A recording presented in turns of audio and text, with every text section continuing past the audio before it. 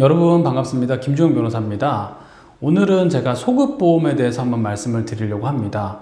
소급보험이라고 하면 처음 듣는 분들도 계실 겁니다. 영어로는 Retroactive Insurance라고 하거든요.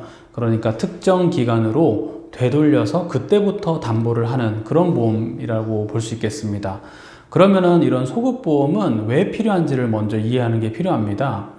우리가 이런 개인들의 보험에서는 소급보험을 보기가 쉽지가 않고요.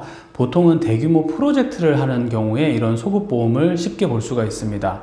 예를 들어서 해외에서 대규모 공사 프로젝트를 수행하는데 그 발주처가 내세웠던 조건 중에 하나가 항상 이 공사기간 전 기간에 대해서는 이러이러한 보험으로 커버를 하고 있어야 됩니다 라고 조건을 내걸었다고 가정해 보겠습니다. 그런데 이 수급인이 급하게 공사를 진행하다 보니까 보험을 가입하고 진행하는 것을 깜빡 놓친 거예요. 그렇다 하더라도 발주처에게는 무엇을 제시해야 하느냐?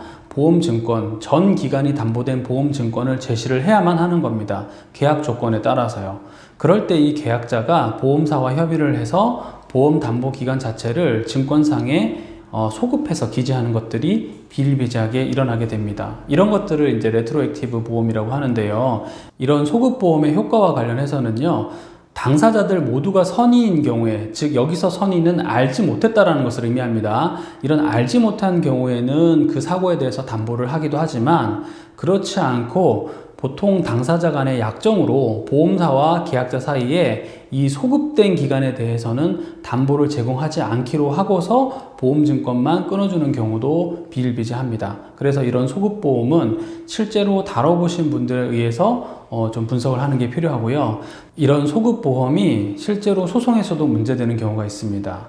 우리가 반드시 필수적으로 가입해야 되는 필수보험이라고 한다면 이런 소급보험의 니즈가 있습니다. 예를 들어서 법에서 무조건 영업을 하는 기간 전 기간 동안에는 영업배상 책임보험을 가입하거나 화재보험을 가입해야 된다라고 되어 있다라고 한다면 그 기간을 맞추기 위해서 내가 소급보험으로 기간을 놓쳤기 때문에 소급보험으로 가입을 했습니다 라고 하겠지만 실제로 소급보험을 가입할 아무런 필요가 없는 사람이 이런 보험을 소급보험으로 가입하겠냐는 겁니다.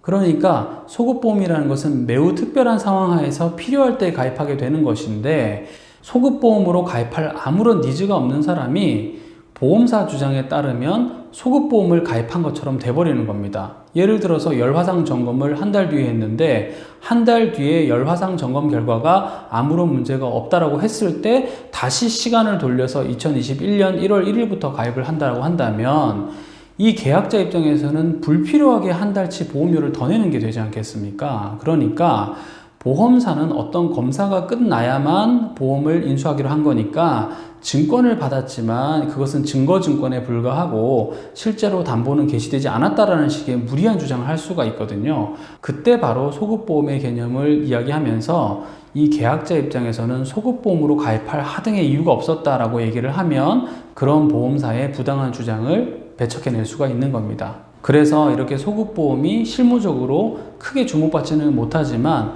법 논리를 펴나감에 있어서는 충분히 이해를 해두는 게 필요하다는 것을 말씀을 드리겠습니다.